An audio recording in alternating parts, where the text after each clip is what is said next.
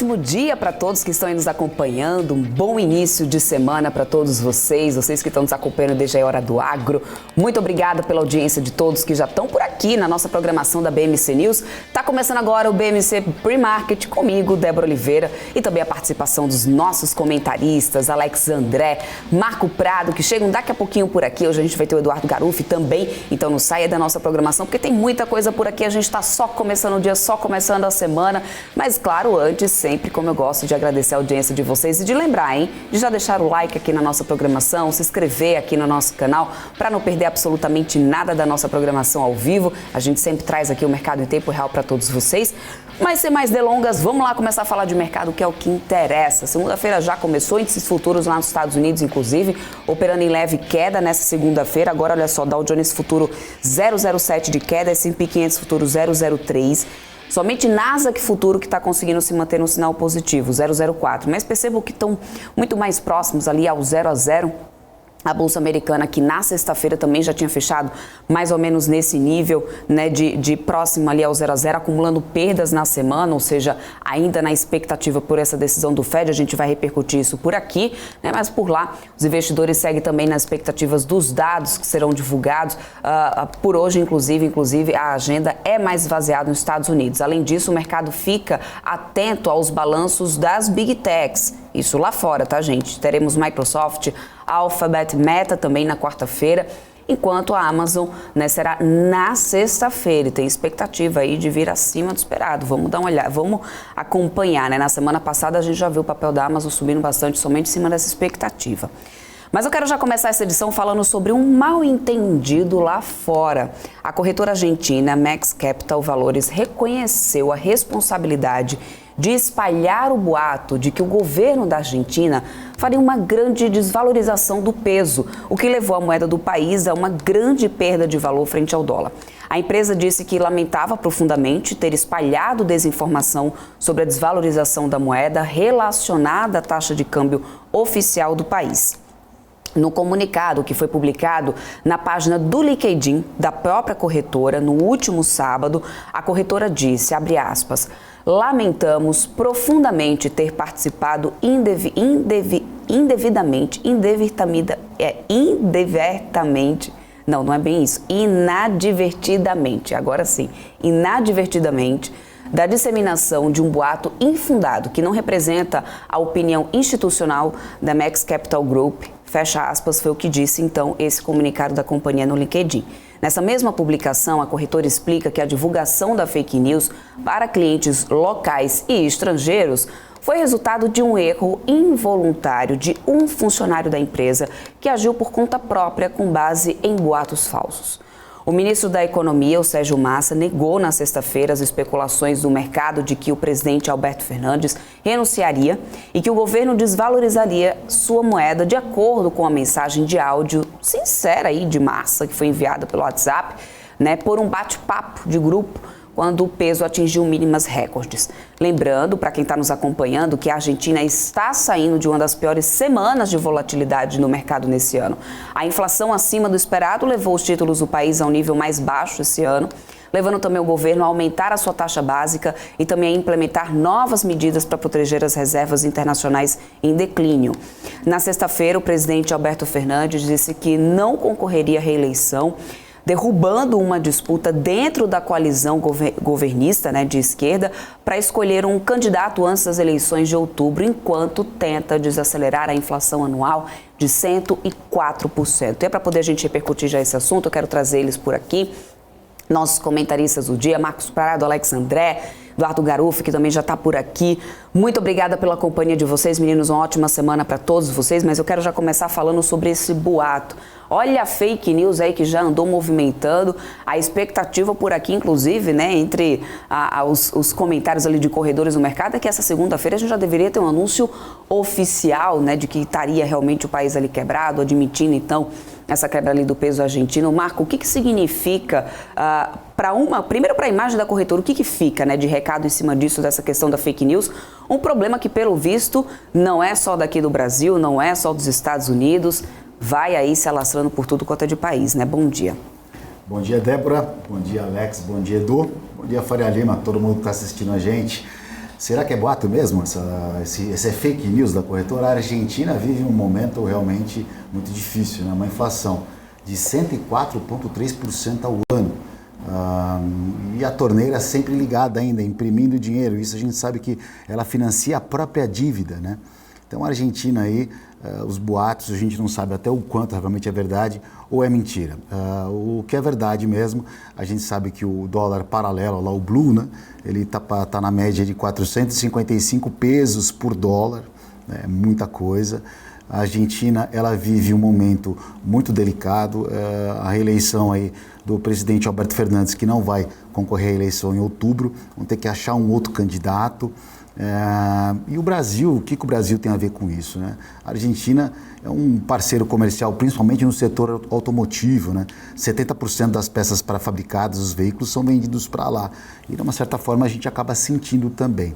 O que preocupa na Argentina, de fato, é a sua reserva de dólar, né? A Argentina hoje deve ter mais ou menos uns 40 bi, pelo menos é o que diz, 40 bi de dólar em reserva. A gente sabe desses 40 bi, 5 bi deve ser alguma coisa que pode honrar os seus pagamentos. E aí, essa é a grande questão. Por isso que levantou esse boato na sexta-feira. Desde a semana passada, a Argentina vem agravando a sua crise e ela caminha a passos largos para se tornar uma Venezuela.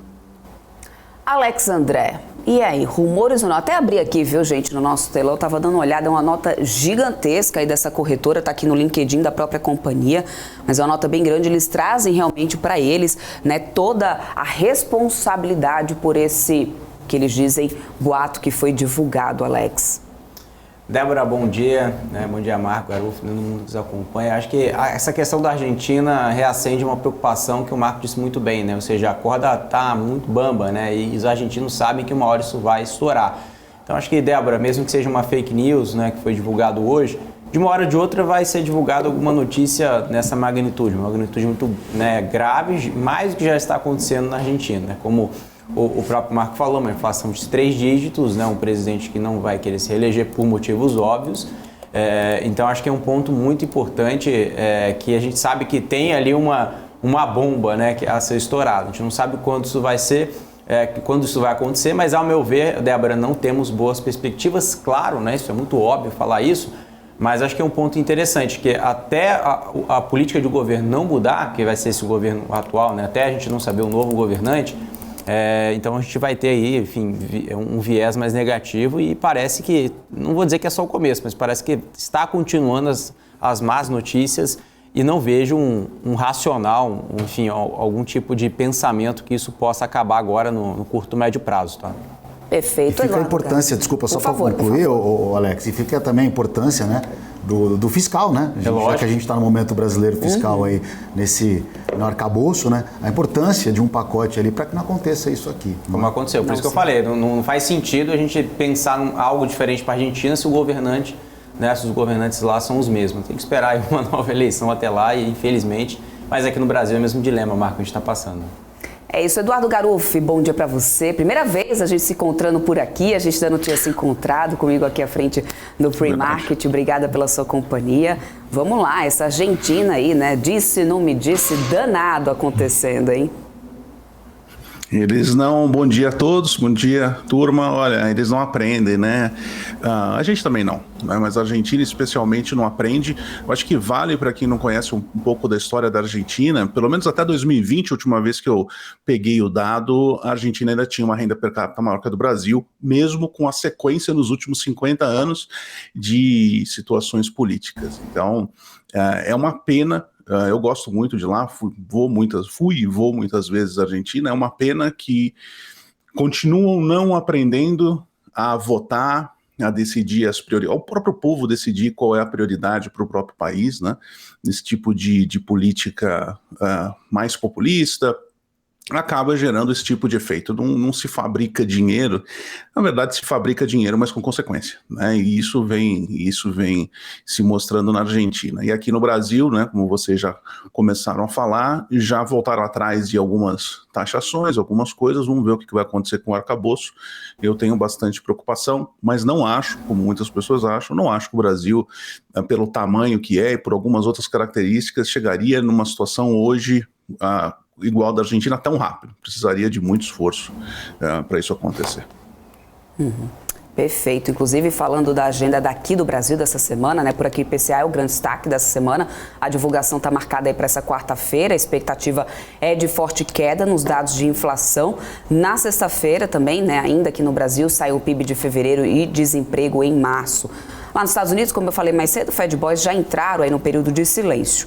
Após mandarem todos os recados possíveis e imaginários ali, já enfatizando que a inflação ainda é muito alta, é preciso fazer mais, foi o recado aí dado por praticamente todos eles. Né? O mercado está fechado aí nessa aposta do aumento de 25 pontos base no juro da reunião de maio. E a expectativa será na sinalização de junho. O PCI de março, na sexta-feira, também é especialmente aguardado. Gente, esse IPCA, a gente pode esperar alguma surpresa, talvez, na opinião de vocês, ou vamos seguir nessa expectativa que realmente tem o mercado aí de uma grande, né, deflação, Marco? Bom, acho que hoje Estados Unidos falar que não vai aumentar a inflação já é uma vitória, né? Aumentar os juros, na verdade, já é uma vitória, né? Os dados que saíram no mercado de trabalho também, do consumo nos últimos dias, mostra que realmente a inflação por lá vai continuar, deve continuar alta, mas abre um precedente para o Banco Central americano não aumentar os juros em 0,25 na próxima reunião e manter os juros. Eu acho que abaixar os juros é uma medida precipitada, ainda mais o discurso que o Powell, presidente do Banco Central americano, vem tomando desde o começo do ano, né? Então, acho que, por mais que o número venha positivo, e a gente torce para que venha um número positivo, aliás, chega de notícia ruim, né? A gente já não aguenta mais, a gente quer ver um horizonte, um futuro para o mercado de bolsa, para a economia no modo geral, tudo mais saudável, né? A gente sabe que depende de uma série de variáveis, mas a gente entende que o próximo passo do Banco Central americano é manter os juros nesse nível que está para depois pensar em abaixar. Agora, essas falas dos Fed Boys aí que nos últimos dias têm se mostrado realmente no seguinte tom: olha, os juros vai continuar alto por um período um pouco maior. Porém, aí não existe a necessidade de um aumento na próxima reunião. Só para poder trazer mais, né, uma pimentinha aqui para esse nosso papo, já que a gente está falando de inflação, de taxa de juros aqui do Brasil, lá de fora também, a grande expectativa. A gente teve uma fala do presidente Lula ainda há pouco por aqui, né, só para poder agregar. Ele novamente falando da taxa básica de juros. Disse que é muito alta, ninguém toma dinheiro emprestado a 13,75, não existe dinheiro mais barato. A solução do Brasil é voltar a colocar o pobre no orçamento, porque quando virar consumidor vai comprar, o comércio vai vender, gerar empregos e as fábricas vão produzir. Nada melhor do que estabelecer uma relação com Portugal, produzir juntos as exportações para outros países europeus. É mais simples e mais fácil. Foi mais um trecho aqui da fala do Lula, ele que está por lá cumprindo a agenda na Europa, tentando também amenizar aquele clima que ficou ali, né, bem distorcido em relação às falas controversas de Lula em relação à guerra na Ucrânia. Mas, para trazer mais pimentinha para o nosso tempero aqui, desses nossos comentários agora aqui dessa manhã, Alex André, ainda para completar, continuamos com Lula batendo nessa mesma tecla de que realmente os juros estão muito altos, ainda trazendo aquela pressão, né? Aí no caso, a Alex Garuf também, batendo aquela pressão ainda no Banco Central aqui do Brasil, né? Débora, é preocupante, porque essa questão de colocar o pobre no orçamento, né, vai ser, né, tem uma visão muito grande de, isso significa o quê? Igual mais gastos, né? Ou seja, significa mais gasto em parte do orçamento. Então, isso vai trazer inflação, né, no final do dia. Então, a gente não tem nenhuma leitura agora, Débora, que essa questão, né, de arcabouço fiscal, que foi aí do próprio governo Lula, foi colocada com boas intenções, né? Boas intenções que eu digo até no sentido de responsabilidade fiscal, né? Então, eles, na verdade, o governo Lula, na minha opinião, não queria nenhuma sinalização fiscal, não queria arcabouço fiscal, foi obrigado a colocar. E colocando, falou, tá aqui, vocês querem o arcabouço está aqui, mas eu não tenho responsabilidade fiscal, ou seja, se eu não cumprir isso aí, basta escrever uma carta. Então, o mercado, enfim, chegou para o Congresso, teve modificações, né, várias sinalizações negativas, então, ou seja, e mais uma fala dessa que prejudica o nosso cenário interno, né? Então, acho que fora a diplomacia, né, em relação à guerra entre Rússia e Ucrânia, que você disse muito bem, que prejudica a nossa imagem. Bom, então, Débora, acho que tudo isso abre um pretexto, assim, um conceito que o mercado ele já sabe, assim, eu acho que olhando para trás, se o Marco concorda comigo, Garuf, olhando para trás, antes das eleições até, para quem tinha uma visão, né, de um Lula um pouco mais moderado, acaba sendo enganado agora, né, acaba ficando um pouco mais decepcionado, porque essas falas, essas sinalizações, até o próprio arcabouço dizem o contrário. Então, ao meu ver, o que a gente espera daqui para frente? Será que tem uma sinalização de corte de juros, mesmo que a economia né? Isso foi uma fala até interessante do Roberto Campos Neto. Disse, olha, o contexto econômico não é o mesmo contexto político, né? E a gente, enfim, mesmo que tenhamos aí dados de IPCA e GPM ao longo dessa semana que pode ajudar, será que o risco político deve favorecer essa queda de juros? Eu queria trazer a provocação também para o Marco Garoffi também, não só essas falas, mas as últimas falas e a própria estrutura do arcabouço fiscal, né, que ficou muito aquém do esperado, pelo menos ao meu ver. Olha, o Lula não saiu da campanha ainda, né? E ele está fazendo esse Lula 3 é uma mistura de Dilma, não sei, ele deve ter feito um curso com alguém, e tá falando igual a Dilma, tá derrapando pra caramba, não saiu do palanque, agora tá começando a sair um pouco do palanque, porque agora ele tem os próprios erros, né, pra defender, então tá começando a esquecer um pouco do ex-presidente, então eu tô vendo para frente, pelo menos ao longo desse ano, um governo derrapando de todos os lados. A gente sabe, e eu agradeço a gente ter hoje um Banco Central independente, que está tomando porrada de todo lado. Se não fosse, era muito mais fácil para um governo tomar uma decisão de reduzir juros artificialmente, acelerar a economia artificialmente. A gente sabe onde ia dar, isso já aconteceu outras vezes aqui. Então eu tô da maneira mais pragmática possível, julgando que é um governo que está completamente perdido, foi lá taxar as comprinhas de $50 do pessoal, depois voltou atrás, não sabe de onde tirar dinheiro, e vejo o tempo ruim ainda, pelo menos para os próximos tempos. Eles estão rachando, inclusive o apoio do centro está meio rachadinho, o pessoal não está realmente do lado ali com o apoio, a base que tinha antes, eles não têm mais, já tá rachando um pouco, então vai ser bastante, para quem está na bolsa especialmente, vai ser bastante divertido aí. Perfeito. Vamos começar a falar agora de mundo corporativo, sendo um pouco de cenário e cenário político também. Aqui olhando para pelo menos aqui no Brasil a gente continua com temporada de resultados. Lá nos Estados Unidos, como eu falei mais cedo, temos as Big Techs. Mas por aqui, Alex, também temos uma agenda bem movimentada, né, Alex, essa semana de resultados. O que promete aqui essa semana? É isso aí, Débora. Essa semana, vou até abrir aqui para falar para vocês. Hoje não teremos resultados, né, mas amanhã teremos Santander, Movida e Neoenergia. Na quarta-feira teremos aí uma super quarta, né, de resultados. Vale, VEG, Gol, Vamos, 3R, Kepler e Log. Na quinta-feira teremos Suzano, Multiplan, JSL, Cielo e Ipera. E por último, para fechar essa semana, sexta-feira, Irani, tá, Débora? O que eu destaco de resultados essa semana é a própria Vale, né, claro, né, a maior do índice que vai ser divulgado dessa semana. Com minério de ferro, que é mais 3% hoje, né, Débora? Já próximo dos $100 a tonelada, né, trazendo aí preocupações com a demanda chinesa. E também, claro, a própria 3R, que também vai ser divulgado na quarta-feira, depois do aumento de capital, né, que fez as suas ações caírem muito, e também a própria Gol também, que vai ser na quarta-feira, com a questão do setor de turismo, né, todo mundo na dúvida se realmente vale a pena ou não, né, investir nesse setor depois aí de um 2022 conturbado, não tão conturbado, mas de recuperação, e todo mundo apostando suas fichas em 2023, Débora. Marco Garoffi, qual é essa agenda aí bem lotada aí de resultados já acontecendo essa semana por aqui, lá nos Estados Unidos, com Big Techs?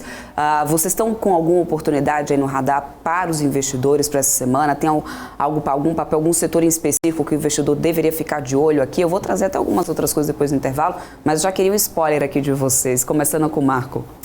Santander, eu acho que está interessante esse balanço amanhã, sai amanhã, se eu não me engano, né, Alex? Você falou? Isso, amanhã. Santander amanhã.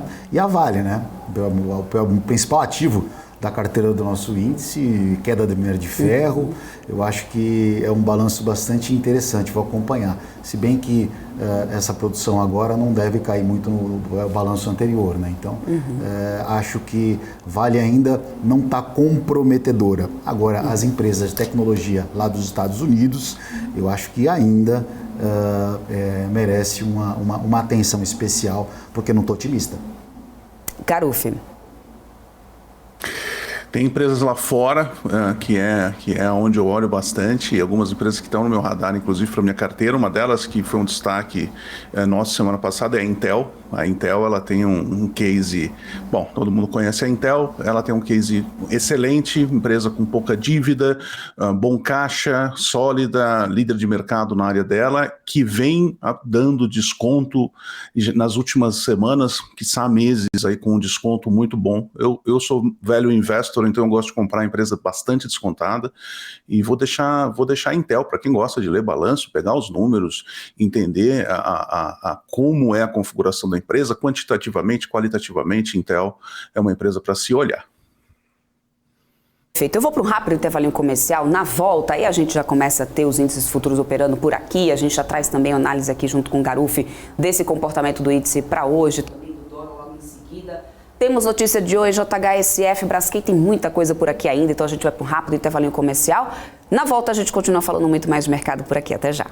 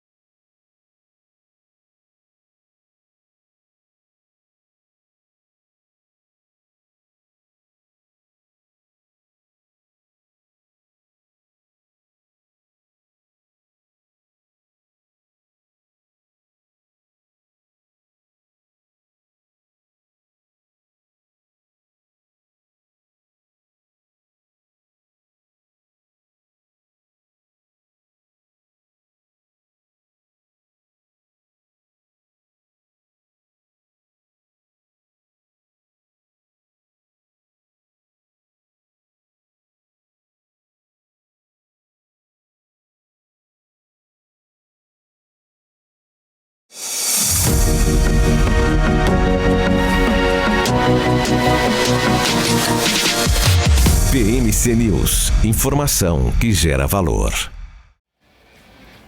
Estamos de volta, de olho aqui índice futuro do Bovespa, começando já a operação, a gente atualiza vocês, mas falando agora sobre Braskem, gente, o Citi está prevendo um impacto negativo na posição de alavancagem da petroquímica, com a determinação do TJ de Alagoas, o bloqueio cautelar de mais de R$1 bilhão na conta bancária da companhia, o que representa 7% do valor de mercado. Por conta disso, o banco classificou a empresa como alto risco, acreditando que ela enfrenta pendências que aumentam o risco na tese do investimento. O preço-alvo para a ação é de R$ 26,00. Eu quero trazer já o comentário aqui dos nossos comentaristas. Quero começar com você, Alex André, que sempre acompanha os fundamentos ali das companhias. O que muda? Realmente isso traz ali alguma alteração nesses fundamentos da companhia? Qual que é o cenário que se desenha agora aí para a Braskem? Débora, é um cenário de ciclo, né? A própria petroquímica, a gente vê spreads menores e o papel vem batendo ao longo dos últimos meses, né? Então depois, se você quiser colocar no gráfico, a gente consegue observar isso. O preço da ação, ela reflete muito, né, o ciclo, né, dos spreads, né? Então, ou seja, a gente vê uma diferença muito grande do último ciclo para cá, né? Então isso é normal, o mercado vem precificando isso. E por outro lado, né, a própria visão, né, do sell side que traz ali uma adicional em relação à alavancagem. Por quê? Porque a gente está em cenário de juros mais altos, né, um cenário que correspondentemente não está favorável para a geração de caixa da companhia, né? Então vis-a-vis o seu preço, né, em relação a ciclo, né? Então, ou seja, a companhia não está num bom momento de geração de caixa e no momento de alta de juros. Então tudo isso traz ali uma equação que a alavancagem pode estar mais alta e isso preocupa um pouco na tese, né, em relação a Braskem. Fora isso, né, também tem a relação, né, da JF, que sinalizou aí, inclusive com a fonte ali do Lauro Jardim, disse que JF quer aí, enfim, aumentar a participação na própria petroquímica, né? Sinalizou com alguns bancos, Itaú foi um deles. Então isso pode trazer um pouco também de um risco ali em relação à parte de governança corporativa, Débora. Mas se a gente der uma olhada de outubro de 2022 para cá, o papel veio de R$ 36,00 para R$ 19,35, mas melhor do que eu. Garufo, eu acho que você pode trazer uma análise gráfica aí da companhia bem melhor, inclusive, né, trazendo essa... o Citi traz esse preço-alvo a R$ 26,00, hoje a gente está vendo o papel a 19. Lembrando que a gente tem esse ciclo todo, pressão em cima também do dólar, né, que vai, claro, pressionando de qualquer forma o petróleo, ou seja, qual que é a tua análise aí para a Braskem no gráfico? Eu vou, na verdade, cara, estava tentando colocar a tela, não vou conseguir aqui agora. Deixa eu ver, eu acho que não. Eu vou ter que comentar para vocês só, então. Não tem problema, eu coloco, bem-vindo, tá? de toda forma. Olha só, a gente tem... Bom, se a gente olha gráficos maiores, especialmente para o investidor, gráficos semanais, gráficos mensais, ou seja, vê uma informação mais de longo prazo, definitivamente Braskem é extremamente vendedora, a pressão é extremamente forte. Eu não vejo alvos para cima nenhum até agora. A gente tem médias mais curtas, médias de 5 semanas, médias dos últimos 5 meses, todas ainda com preço abaixo dessas médias, então não se quebrou ainda nem preços médios de curto prazo. Então, para quem é investidor e faz uma análise plena, ou seja, usa também os gráficos para se apoiar numa decisão, a não ser que você tenha um preço de investimento que tenha uma base extra-gráfico, uma razão, motivadores fundamentalistas para fazer, que eu acho que agora não tem muitos, o gráfico ainda não dá um sinal positivo. Tem muita gente que gosta de pegar a faca caindo, que gosta de pegar o preço caindo e tentar encontrar um bom ponto para se posicionar. É válido, é uma maneira válida de se fazer se você tiver uma tese onde você faz diferentes aportes, onde você tem ali o valor, o capital que você vai aportar, investir naquele papel, dividido. Você pode fazer uma entrada inicial, talvez num preço importante, num suporte importante. A Braskem tem suportes importantes mais abaixo, tá? E aí você poder ter outros lotes, um capital apartado, um pouco mais de caixa, para poder fazer uma posição média mais favorável. Perfeito. Marco Prado, a gente ainda tem já tem o petróleo, inclusive, começando o dia numa queda, né? Só para atualizar o pessoal aqui nas commodities, o Brent nesse momento cai 0,26, $81,25. Ou seja, reforçando essa tese, essa pressão que a gente também tem, né, Marco? A gente, né, hoje vai ter um dia um pouco pressionado. A bolsa já abriu aí com uma queda, né? Já deve estar mais ou menos ali 1%, de 0,80 de queda. O ajuste natural seria uma queda hoje de 1%, já que na sexta-feira os principais ADRs caíram aí mais ou menos esse percentual.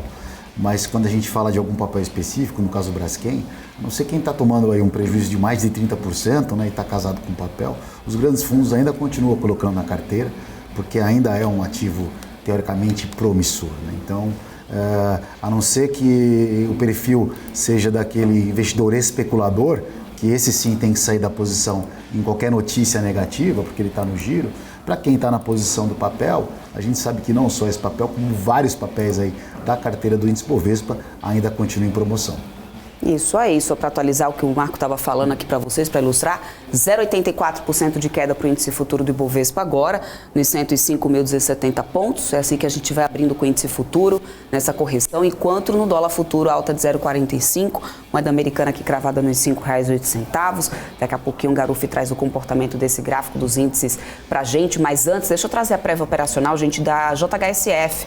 Eles trouxeram a prévia operacional desse primeiro TRI, segundo os dados da companhia, houve recuo de 25,7% nas vendas contratadas no segmento de corporação na base anual, somando pouco mais de 239 milhões de reais. Já as vendas consolidadas dos shoppings cresceram 14,7% de janeiro a março na comparação anual, indo para mais de 904 milhões de reais. A taxa de ocupação ficou em 96,4%. Com esse aumento das vendas consolidadas em shoppings, podemos falar de reaquecimento no setor e oportunidades para o investidor? Alex André, que eu sei que você sempre está em contato, o pessoal da JHSF acompanhando de perto o case. Débora, a gente está enfrentando um cenário de sazonalidade, né, na parte de imobiliário. O que eu destaco, principalmente quando a gente estratifica os números, né, a parte da reserva Boa Vista, que surpreendeu, né, crescendo quase 1.000%, se não me engano, foi 962% de crescimento. Ou seja, são novos lançamentos, né, que a companhia vem fazendo. O que a gente tem de leitura? Né, que esses novos lançamentos é o que realmente impulsiona, né, os lançamentos, enfim, as vendas, né, os lançamentos, o VSO vem acompanhando até um certo nível um nível saudável de crescimento. A parte de shoppings, acho que eu vejo mais um cenário de recuperação e também, né, de resiliência, né, porque é um portfólio muito premium e muito escasso aqui, principalmente na região de São Paulo, que demanda muito isso, né, ou seja, ainda tem espaço de crescimento. Inclusive aqui na Faria Lima já tem ali um espaço ali de obras ali que vai ser inaugurado ali um novo shopping ali da JHSF, né, ali na frente do prédio da Baleia, ali, o famoso conhecido prédio do Birma. Então tem muita oportunidade ainda, Débora. Acho que o cenário que todo mundo falava assim, ninguém vai comprar em shopping, vai ser tudo online, acho que mudou agora, né? Inclusive os escritórios voltando para o presencial, todo esse cenário, né, um pouco mais aquecido no real estate pode ajudar um pouco mais a companhia. Como você falou, né, uma taxa de ocupação de mais de 96%, o índice de vacância é muito baixo, né? Então isso também traz ali um portfólio diversificado, né? Um público mais um valor aquisitivo maior, então tudo isso traz ali uma leitura que JHSF pode surfar num cenário desafiador em relação ao real estate, né, porque as taxas de juros estão mais altas, é diferente da Minha Casa Minha Vida, por exemplo, de empresas, né, voltado ao baixa renda, mas a gente tem, por outro lado, né, o varejo que agora vem ajudando os números da companhia, que não ajudaram nos últimos 2 anos, agora parece que tem tudo para começar a aquecer ainda mais, né? Perfeito, só para mostrar para o pessoal, o JHSF fechou em queda na sexta, 1,9%, desculpa, na sexta não, gente, na quinta-feira, na sexta a gente não teve negociação por aqui, 1,9% de queda no ano, o JHSF ainda acumula uma queda de 22,36%, mas nesse mês está positivo em 2%. Marco, muda alguma coisa no teu cenário para shoppings, por exemplo, com essa prévia aí de JHSF? Notícia para shopping, acho que não tem como ser mais negativa, né? O lojista sofreu demais na pandemia, a gente viu um monte de lojas fechando aí, realmente foi um setor que, alguns setores, né? E o shopping foi massacrado na pandemia. Então, assim, qualquer notícia que vem para shopping agora, acho que não tem como ser pior. O que leva só uma atenção especial é que as construções aí da empresa caíram aí em torno de 25% no mesmo período do ano passado, né? Então acho que o setor de shoppings não é o suficiente para levantar o preço da ação. Então toma muito cuidado, porque são duas coisas distintas e a empresa é uma empresa grande, né? Onde ela não foca simplesmente na parte de shoppings, né? Mas como eu disse, shopping, acho que daqui para frente é só alegria, porque não tem como ser pior. Perfeito. Garuf, podemos trazer uma análise aí de JHSF, o teu olhar para esse comportamento gráfico da companhia e, claro, também o setor de shoppings ou real estate, a gente não está conseguindo, não tem problema. O Garuf, se puder trazer a tua análise também, por favor, já é muito mais do que bem-vindo. O teu olhar aí como trader, como negociador, também operador de mercados, faz toda a diferença. Fica tranquila que semana que vem a gente vai estar com a tela direitinho, olhando os gráficos. A gente tem uma situação melhor, por exemplo, que Braskem. A gente está numa região de suporte interessante. Quem olha gráficos diários, semanais, eu estou sempre falando de gráficos de um pouquinho mais de longo prazo. A gente ainda tem uma pressão vendedora, num caso, por exemplo, do JHSF, mas é uma situação um pouco mais interessante para quem gosta de tomar posição em regiões mais baixas, em regiões de suporte histórico. JHSF pode ser interessante. Não é normalmente como eu gosto de operar, mesmo para o longo prazo. Eu gosto de operar a favor do vento, né? Eu costumo tomar posição quando o mercado já está dando pernadas em movimentos a favor. Então, tem a JHSF, quem olha o gráfico semanal vai ver aí na tela da tua plataforma aí em casa, uma linha de tendência de baixa, então ainda forte. Eu esperaria ela quebrar primeiro, fazer um movimento de tentativa de retomada de baixa antes que falhasse, fizesse ali um pouquinho mais de um padrão, um pouquinho mais de reversão antes de tomar posição, mas é o meu jeito de operar que eu prefiro. Então, para quem gosta de ser um pouco mais agressivo, tá em uma região baixa, tem região de suporte interessante. Perfeito, óbvio. Agora, falando aqui sobre a Oi, gente, segunda recuperação judicial dessa companhia, a companhia celebrou um acordo que estabelece os termos e condições para o crédito na modalidade devedor em posse de cerca de 275 milhões de dólares, de acordo com o que foi divulgado em março com um grupo de credores financeiros que foi aprovado agora pela Justiça. A companhia adiou, só para lembrar para vocês, de 26 de abril para 22 de maio a publicação de seu balanço, né, referente ao quarto trimestre, e afirmou que seu status jurídico e as negociações com credores impactaram na elaboração das demonstrações financeiras. Diante desse fator, a Tele publicou informações financeiras preliminares e não auditadas. Segundo a empresa, a posição de caixa no fechamento do ano passado era de mais de 3 bilhões de reais. Gente, Oi é uma coisa que divide bastante o mercado. Segundo a recuperação judicial, adiamento de resultados. Agora fecha aí um acordo. Eu quero começar por você, Alex, também já acompanha bastante aí tempo, né, a companhia. Esse tipo de adiar novamente, mais uma vez, né, trazer ali dados, trazer números, justificar isso como essas negociações estão atrapalhando, né, a fazer uma divulgação de resultado, negociação de segunda recuperação judicial. Tudo isso faz com que a empresa fique cada vez mais sensível nessa questão de credibilidade, até de segurança mesmo para o investidor? Ótimo ponto, Débora, que você tocou na parte de credibilidade. Eu queria jogar essa pergunta para quem está nos acompanhando aqui no chat. O seguinte, você emprestaria para a Oi para uma taxa, né, correspondente a 23% ao ano em dólar? Então, quero saber a opinião de vocês, porque essa foi a taxa que a companhia pegou emprestado esse dinheiro, né? Então, ou seja, isso já traz claramente uma... Se a gente está falando de 23% em dólar, gente, a gente não está falando de 23% em reais, né? Que é diferente. Ainda assim, 23% em reais seria muito, 23% em dólar é ainda mais. Por 5, né? Só multiplicar por 5, né? Só a gente pegar aí a taxa de juros nos Estados Unidos, né, e ver a diferença disso, né?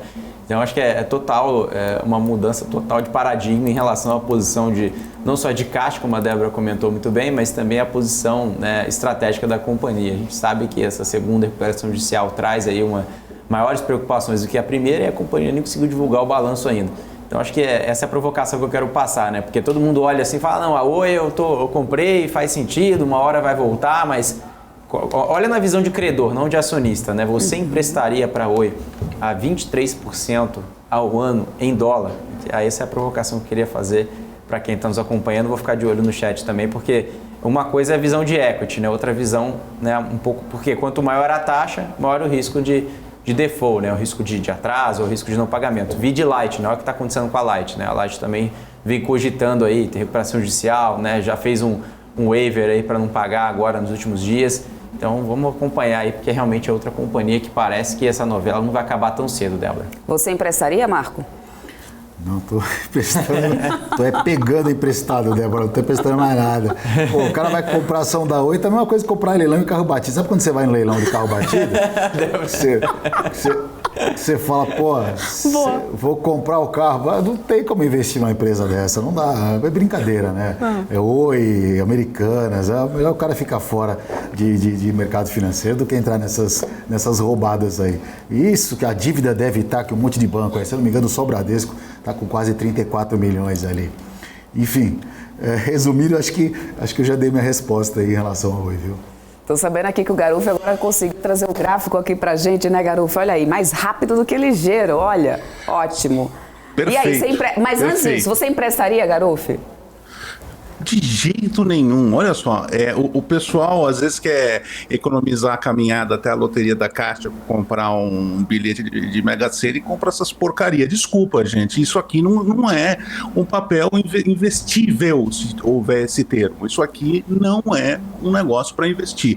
Às vezes a turma fica animada, com vontade de entrar na bolsa e fala, puxa, isso aqui tá baratinho, R$1,08, tem uma razão de tá baratinho porque não vale nada. R$1,08 já é muito para esse papel. A gente olha um gráfico como mensal, e gráfico mensal é uma eternidade, né? Olha não tem o que fazer num gráfico desse, turma. Então, eu conheço gente, amigo, que fez a fezinha. A Oi, para mim, a Oi é fezinha, mas eu quero sempre lembrar uma coisa importante, que a gente tem 3 pilares. Seja você um investidor, seja você um trader, você tem que ter 3 pilares: risco, retorno e probabilidade. Aqui fecha a conta. O risco que você toma, pelo retorno potencial que você pode ter, junto à probabilidade da Oi se recuperar e realmente dar um salto quântico na valorização dela, não fecha muito bem a conta. Vale a pena ficar de fora, observa e, de novo, se ela realmente começar a buscar uma recuperação, você vai ter 4, 5, 6, 10 reais ainda, e se realmente ela se recupera, que eu não acredito, ainda vai estar barato, 4, 5, 6, 10, 15 ou 20 reais. Vamos trazer então, o Garufo, agora que eu já tenho um gráfico aqui com você, só para poder explorar bastante aqui. Olha só, no índice futuro, a gente seguindo para uma correção já de 1% nessa abertura. No índice Bovespa, a gente já falava na semana passada aqui, alguns analistas traziam que até 105 mil pontos a gente poderia estar partindo realmente para correção. Mais do que isso, aí já mudaria um pouco o cenário. Qual que é o teu cenário para o índice dessa semana aqui, a gente já começando com essa correção no futuro, pelo menos? Eu tenho aqui o gráfico do índice futuro com um monte de linhas. Às vezes me perguntam, o que é esse monte de linha que você traça aí, Garufo? Isso aqui são VWAPs, que é o preço médio. O preço médio é a posição média de quem investe, de quem opera o índice futuro, tá? E desde a recuperação do Covid, que veio a alta, que marcou lá, o que hoje é 130 mil pontos, não foi na época, né, gente? O contrato futuro vai se atualizando a juros, então o contrato passado vai sendo recalculado. Então, desde aquela máxima histórica ali de junho de 20, máxima daquele momento, né?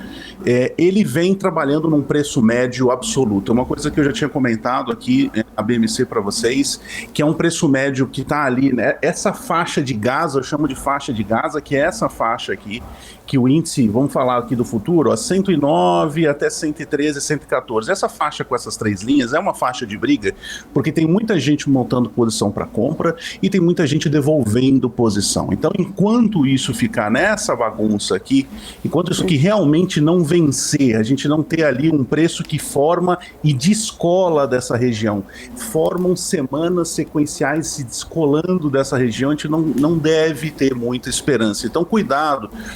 Você que está no giro, né, que faz o seu trade, cuidado com essas regiões. Isso aqui é alto, 110 mil é alto, tá? Hoje é alto. Espera ele se provar um pouquinho mais, vencer essa região. É uma área de turbulência. Imaginem que essas linhas aqui é como se fossem nuvens. O avião, quando passa em nuvens, geralmente treme, tem turbulência. Isso aqui é uma região de turbulência, tem mais volatilidade, tem mais movimentos abruptos, especialmente para quem gira. Então toma bastante cuidado nessa região. Eu estou levemente pessimista. Levemente pessimista. Eu não sou geralmente uma pessoa pessimista, mas para o índice tá difícil ser otimista.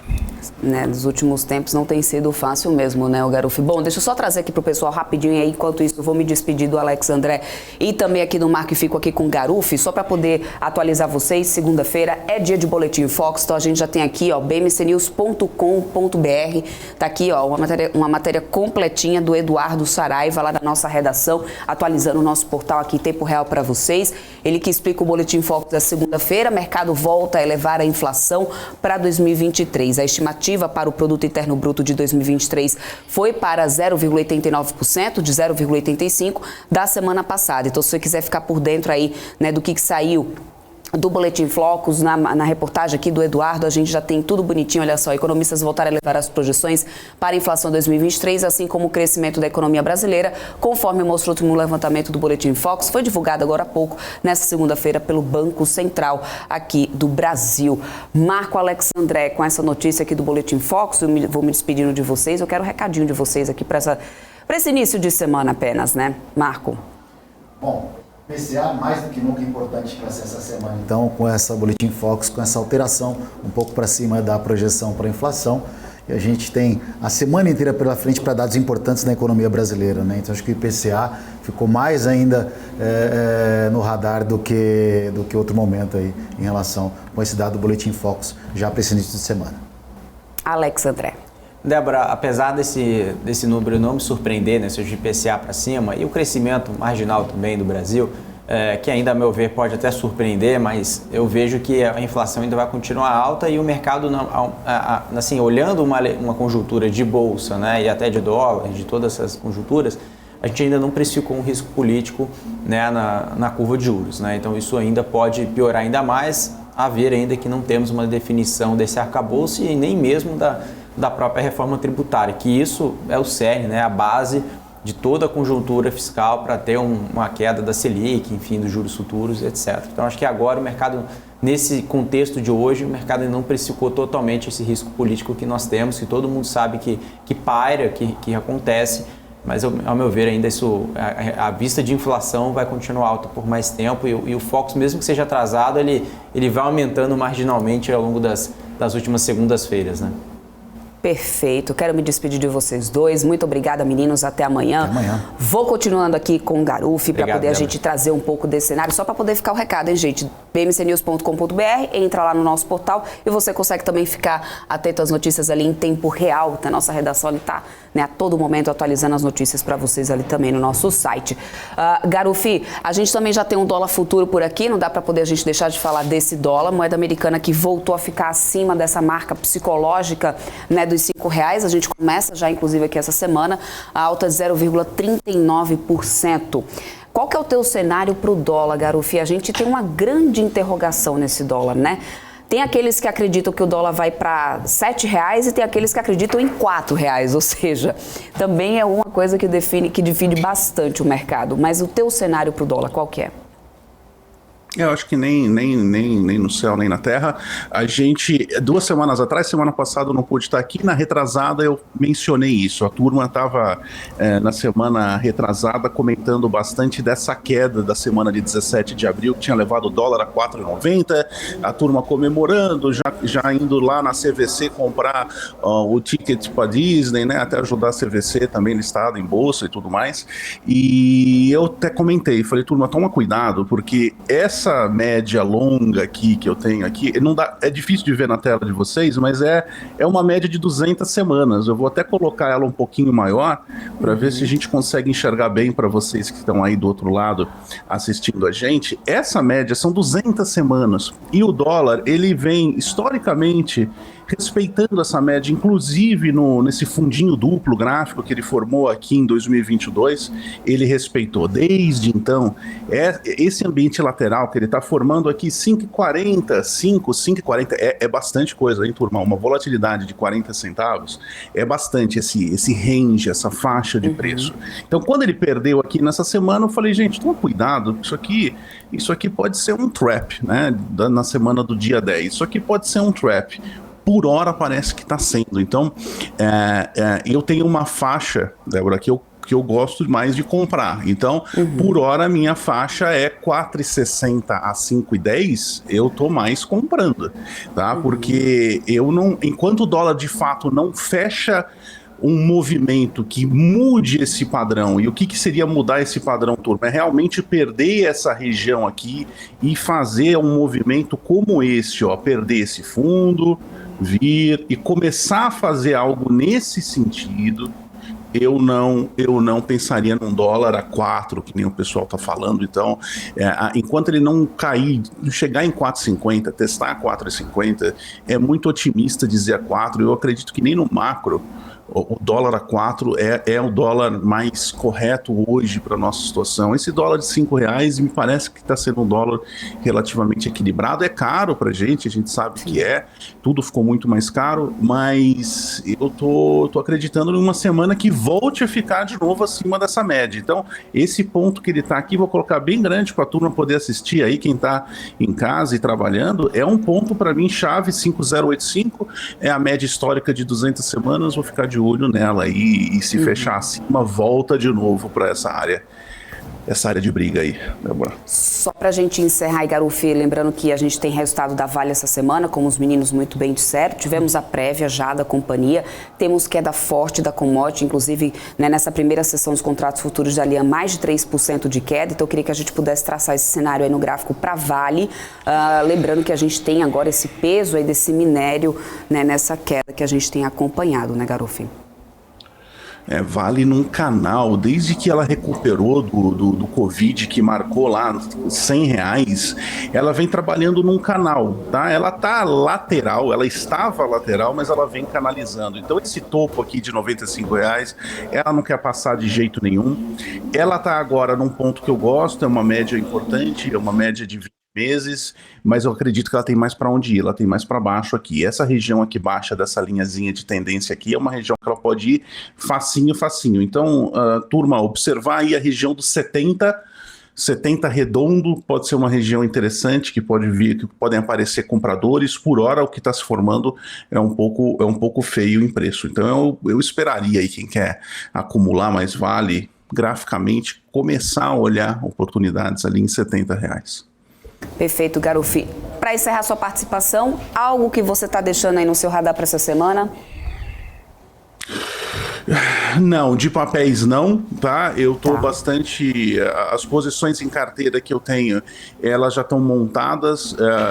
Tô de olho nos resultados, tanto aqui, especialmente nos Estados Unidos. Eu monto bastante posição nos Estados Unidos. Estou com vontade de entrar um pouco mais em algumas áreas que o pessoal não gosta muito, que fica deixando de lado, que é telecomunicações, utilities, especialmente nos Estados Unidos. No Brasil, vamos dar uma olhada aí nos resultados e quem sabe semana que vem a gente traz alguma coisa interessante. Para dar um pouco mais, né, Garufi? Obrigada mesmo pela tua participação. Muito bom ter você aqui com a gente, na nossa programação. Até mais. Tchau, tchau. Boa semana para você. E é isso, gente. Lembrando que temos uma semana aí mais cheia, por aqui pelo menos, né? Com inflação na quarta-feira e na quinta tem taxa de desemprego, IBCBR, dados aí de crédito também que serão divulgados. Lembrando também que amanhã Roberto Campos Neto deve comparecer à Comissão de Assuntos Econômicos lá no Senado, né? Para poder... e na quinta também tem evento para poder falar sobre essa questão dessa taxa de juros que voltou a ser novamente criticada pelo presidente Lula em discurso agora há pouco lá na Europa. Ele que está cumprindo a agenda lá fora, voltou a fazer novamente essa pressão em cima do Banco Central, criticando novamente a taxa básica de juros. Ou seja, por aqui a gente vai acompanhando toda essa movimentação. Enquanto isso, só para atualizar para vocês, olha só, dólar futuro está aqui, ó, 0,26% de alta a R$ 5,06. No índice futuro, a gente tem agora o índice futuro do Ibovespa caindo 0,69%, 105.410 pontos. Lembra que a gente teve uma semana mais curta, semana passada? Teremos essa semana aqui, na semana normal, com dados importantes sendo divulgados aqui e lá fora, Big Techs, né, com resultados que tem aí uma agenda bastante lotada de resultados, essa temporada de resultados americanos. Falando, né, dos Estados Unidos, nos índices futuros, a gente segue com aquela mesma queda que a gente já vinha acompanhando. Nasdaq futuro cai 0,04, S&P 500 futuro também caindo agora 0,08, Dow Jones futuro caindo 0,11% por enquanto, tá, gente? As ADRs da Petrobras nesse pré-mercado americano sobem 0,68%. Enquanto isso, a gente tem queda ainda né, a gente tinha já queda na primeira sessão dos contratos futuros de Dalian de mais de 3%. Vou acompanhar a segunda sessão e atualizo logo mais na abertura do mercado para vocês. Nas commodities, o petróleo Brent permanece caindo 0,33% a $81,19. É o que a gente tem, pelo menos, em relação ao petróleo Brent. O petróleo WTI está caindo 0,26%. É o que a gente tem por enquanto, tá? E lá na Europa, DAX sobe 0,04%, FTSE Reino Unido cai 0,10%, CAC na França cai 0,08%, ou seja, bolsas europeias operando em sentidos opostos, mas muito mais próximo à estabilidade. Vamos ver como é que vai ser a abertura do mercado por aqui. Eu volto logo mais às 10 horas da manhã com a abertura do mercado, mas você continua aqui na nossa programação, porque tá chegando ela, Paula Moraes, com o BMC News, junto com o Felipe Nascimento, trazendo mais notícias aqui do dia do mercado para todos vocês ao vivo. Na sequência, eu volto aqui com a abertura do mercado e a gente vai seguindo com a nossa programação aqui na BMC News. Para não perder nada, já sabe, se inscreva aqui no nosso canal. Até já, pessoal. Tchau, tchau.